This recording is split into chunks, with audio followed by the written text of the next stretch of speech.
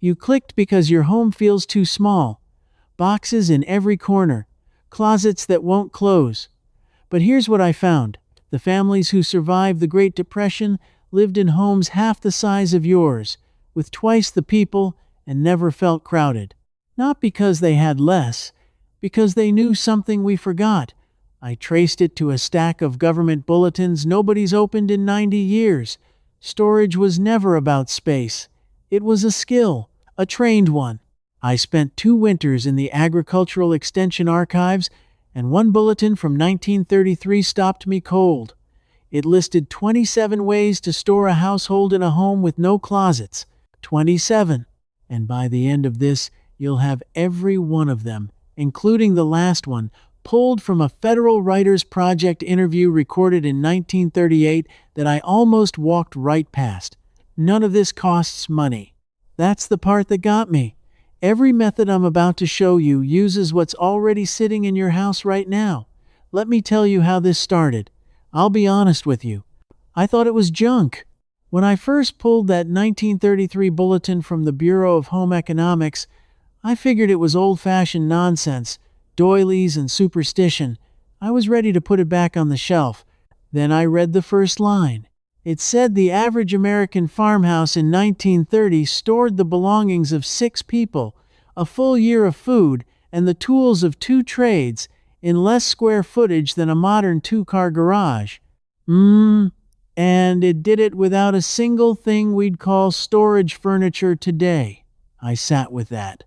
6 people, a year of food, 2 trades. And no closets. Because closets were taxed as rooms in many states back then, so people simply didn't build them. So how did they do it? That question is what pulled me in. And the deeper I dug, the more I realized this wasn't about being poor. This was a system, a whole way of thinking about a home that got deliberately erased, and I'll show you exactly when it disappeared and who wanted it gone. But it starts with a single idea those bulletins repeated over and over. Nothing in the home sits still. Everything works. If an object in your house isn't doing 2 jobs, it's stealing space from you. That was rule number 1, written plain in 1933, and it's the opposite of how we live now. Let me show you what that looked like in a real house. The first thing they did would look strange to you today. They stored things up high, near the ceiling, on purpose. Walk into any home right now and look at the top 2 feet of every wall. It's empty. Dead air. In a Depression-era home, that band of space near the ceiling was the most valuable storage in the house, and they had a name for it. The shelf rail, a single board, run around the entire room about a foot below the ceiling, held up by simple brackets. I found the exact plans in a 1931 farm bulletin out of Wisconsin. 1 board, a few cents of lumber, or a scrapped floorboard. And on that rail went everything you needed but didn't touch every day. Preserved jars, seasonal dishes, the good linens, tools you use twice a year. Here's why it worked and why we lost it. Heat rises. That band near the ceiling stays the driest, most stable air in the whole room. It was the perfect place to store anything you wanted to keep from spoiling or rusting. They weren't just saving floor space, they were using the physics of the room itself. Now think about your kitchen. That whole upper foot of wall is doing nothing. A single shelf up there, and you've added storage for the price of 1 board. Our grandparents knew it, we forgot it. But that's the small piece. Because when I kept reading, I found something that told me this forgetting wasn't an accident. Somebody profited when we stopped building shelf rails and started buying furniture to hold our things. And I'm going to show you exactly who, because it changes how you see every catalog that's ever come to your door. Let me pull the next record. Here's the thing that turned my skepticism into something closer to anger. In 1929, the year the market crashed, the average American home contained a few hundred objects. By the 1950s, that number had multiplied several times over. Not because people got richer, because something changed in how they were taught to think about their homes. I traced it to the rise of the built-in furniture industry and the home magazines that carried its advertising. Starting in the late 1930s and booming after the war, Americans were sold a new idea that a home needed dedicated furniture for every function. A cabinet for this, a bureau for that, a special piece for every single thing you owned. The Depression families would have laughed. In their world, one object did the work of six, and the storage manuals I found prove they lived that way by design, not by lack. Let me give you the clearest example I found, because you can build it this weekend. It was called the chest bench, and it shows up in bulletin after bulletin from the early 1930s. A simple wooden box, waist-high, with a hinged lid. It sat against the wall by the door. Watch how many jobs it did. It was a seat for pulling off your boots. It was a table when you set a board across it. It held blankets and winter coats inside, which meant it also insulated the coldest wall of the house. And the lid, when you sat on it, kept the contents pressed flat and dust-free. One box, 5 jobs, no money. Now here's the part that got under my skin. When furniture became something you bought instead of something you built, every one of those 5 jobs got split into 5 separate purchases. A bench you buy, a coat rack you buy, a blanket chest you buy, a side table you buy. 4 sales where there used to be 1 box. The forgetting wasn't natural. Somebody sold it to us, magazine by magazine, catalog by catalog, until we believed a small home was a problem instead of a skill. And the more I read, the more I found the same fingerprints on everything. But the chest bench raised a bigger question for me. If they could make one object do 5 jobs, what did they do with the objects that seemed to have no job at all? The empty containers? The scraps? That's where the trail got interesting, and where I found the tricks that cost absolutely nothing. Let me show you. The next record I pulled apart had to do with containers, and it changed how I look at everything I throw away. In the Depression, an empty container was never trash. It was infrastructure. I found a 1934 home management circular that treated the humble tin can, the glass jar, and the wooden crate as the 3 pillars of a well-run home. Not garbage, foundation. Start with the glass jar. Every family kept a graduated set of jars, from tiny to large, and here is the trick they knew that we lost. They stored dry goods in clear glass on open shelves, not in bags and cabinets. Beans, rice, flour, sugar, dried corn, all visible, all in glass. Why? 2 reasons, and both are genius. First, you could see exactly how much you had of everything at a single glance, which meant you never overbought and never ran out. Second, glass sealed against mice and moths, which could destroy a family's entire winter supply of food in a paper sack. They weren't decorating, they were protecting their lives. Now walk to your pantry. Half of what's in there is hidden in boxes and bags, and I'd bet money you've got 3 open sacks of the same thing because you couldn't see the first 2. Those Depression families solved that with jars they already had. So can you. This week, for nothing. Then there's the tin can. They cut both ends off, flattened nothing, kept the cylinder, and nailed rows of them sideways into a wooden frame inside a cabinet. Instant honeycomb of little round shelves, spools of thread, rolled socks, nails and screws sorted by size, pencils, each can a slot. I found this exact method photographed by the Farm Security Administration in 1936, a whole wall of cans turned into the most organized workshop you've ever seen. And the wooden crate. Turned on its side, it was a shelf. Stacked, it was a bookcase. Hung on the wall, it was a cabinet. Lined with cloth, it was a cradle.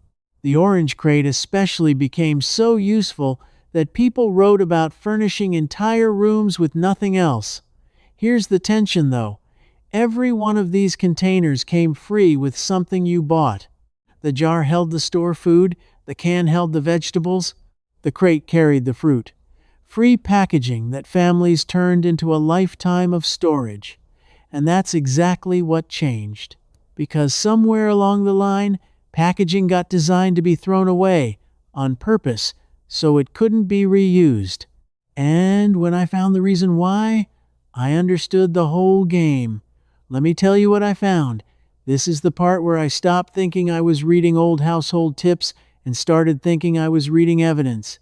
There's a concept the industry itself named in the 1950s planned obsolescence, and its quieter cousin, disposability.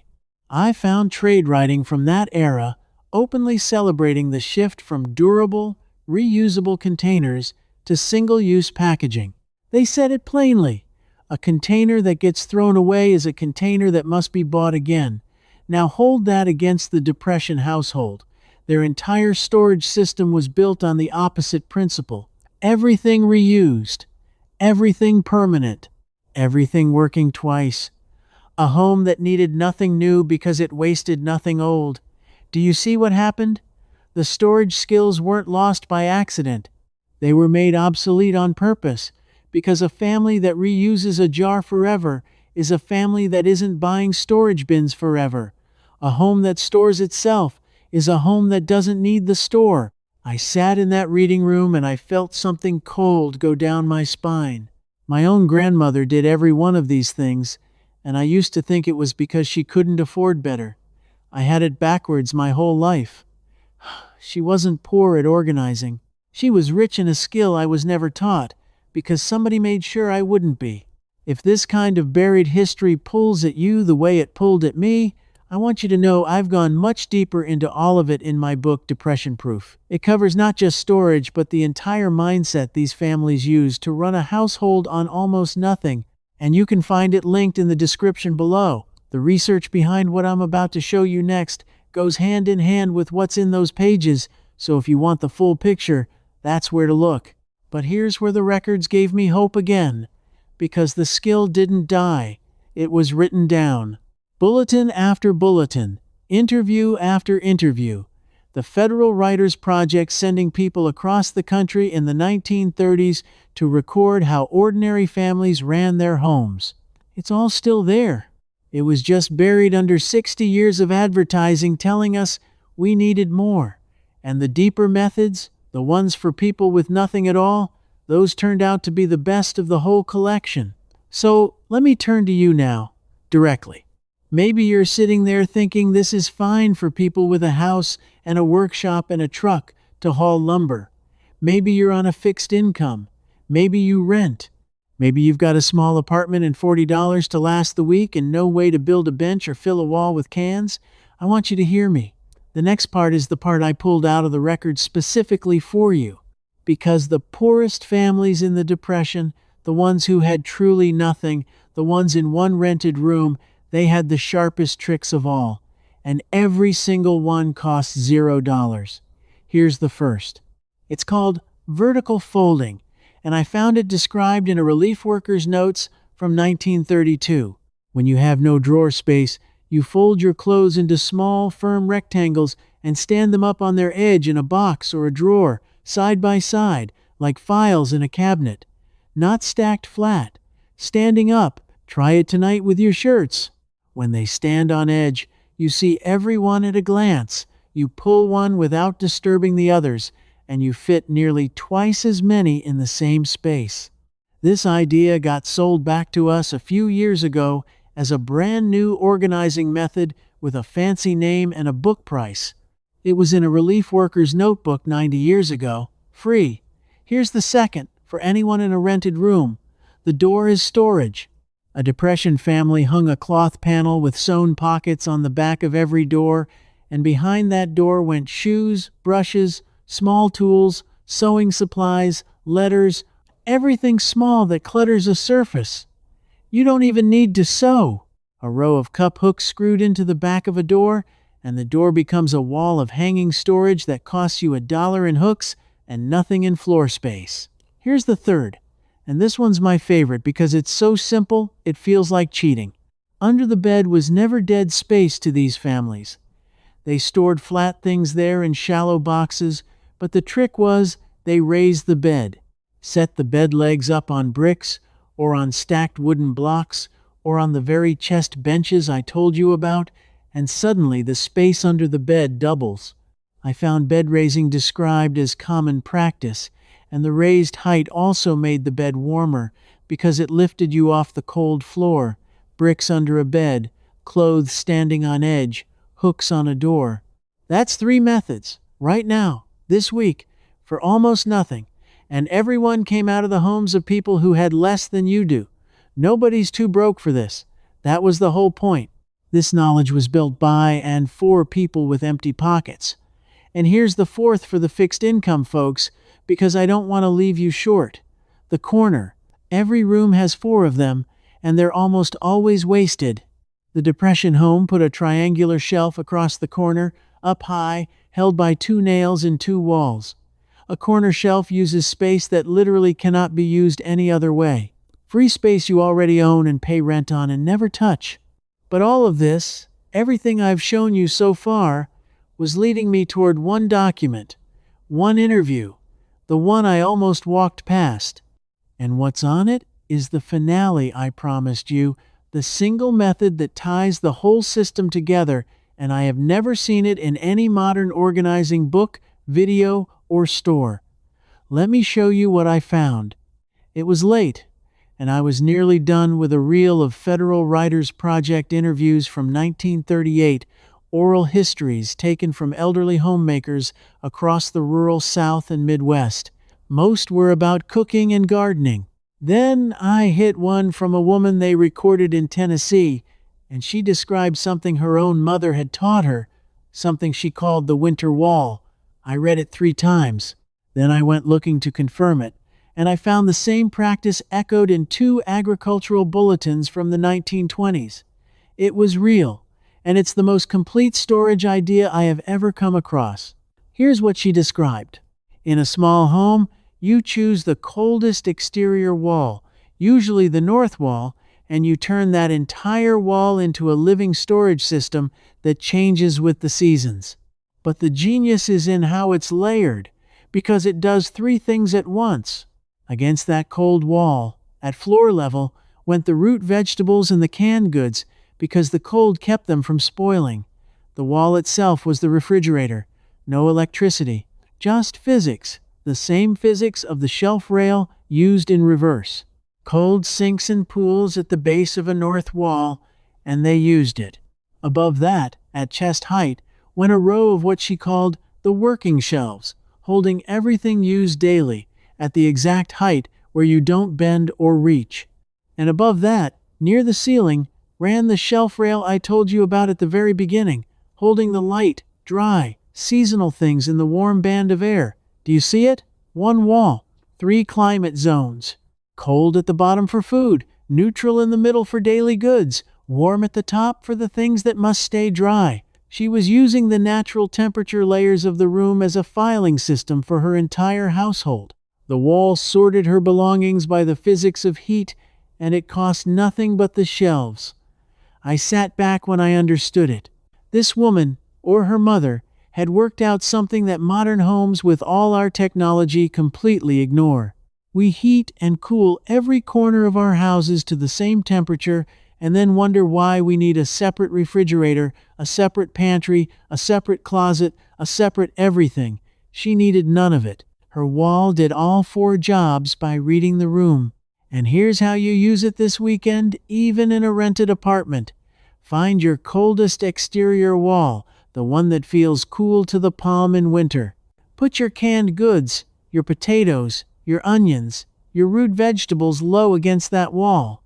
Put your everyday items at chest height. Put your rarely used and moisture-sensitive things up high. You've just built a winter wall. You've just sorted your entire home the way that Tennessee woman's mother did in a house with no power and no money. It works because it's not a trick. It's the truth about how a room actually behaves, the truth we paved over with thermostats and appliances, and the belief that every problem needs a purchase. That interview sat on a reel in an archive for over 80 years. The woman is long gone. Her mother is long gone. But what they knew is right here, and now it's yours. And that's the whole reason I go digging. because knowledge like this was never supposed to disappear. It was only supposed to be forgotten long enough that we'd pay to be told it again. Let me tell you what this all added up to for me. I went into those archives thinking I'd find quaint old habits from people who didn't know any better. I came out understanding that they knew far better than we do. Every one of those 27 methods came from a mind that treated the home as a living tool, not a container for the things we buy to fill it. The shelf rail near the ceiling, the chest bench that does 5 jobs, the jars that guard your food and show you what you have, the cans turned to honeycombs, the crates that become anything, the clothes standing on edge, the raised bed, the door of hooks, the corner shelf, and the winter wall that files your whole life by temperature. Not one of them needs money. Every one of them needs only the thing we were quietly trained to give up, knowing how. That's what I think was really taken from us. Not the objects, the knowing. A family that knows how to store itself needs almost nothing from anyone, and that kind of family is very hard to sell to. If you feel that too, if some part of you always suspected that the old ways were smarter than the shiny promises, then you're the reason these records still matter. You're the kind of person who'd rather have the skill than the receipt. So, tell me one thing in the comments, and be specific, because I read them. Which of these did your own mother or grandmother do? Did yours raise the bed on blocks? Did she keep the beans in glass jars on an open shelf? Did she have that cold north wall lined with cans? Tell me what she did and where you're watching from, because I'm building a record of these methods from the people who actually remember them, and yours might be one I've never seen. And leave a comment even if it's just one word. This kind of knowledge only survives when we say it out loud to each other. If you want to keep pulling these records back into the light with me, follow along, because we're not just collecting old tips. We're recovering a way of living that somebody decided we were better off forgetting. Next time, I'm opening a 1931 bulletin that explains how those same families kept food fresh for months with no refrigerator at all, using nothing but a box, some sand, and one thing they buried in the yard. I found what they buried, and once you see it, you'll never look at your kitchen the same way again. Keep the old knowledge alive. It was never junk. It was ours all along. Before you go, one thing. This video showed you where these tricks came from. But inside the hard time circle, I walk you through all the methods we couldn't fit here. And if you get stuck, ask me your own question, and I answer you myself. You won't be doing it alone. You belong with us. Just point your phone's camera at the code on the screen, and you can cancel anytime with one click.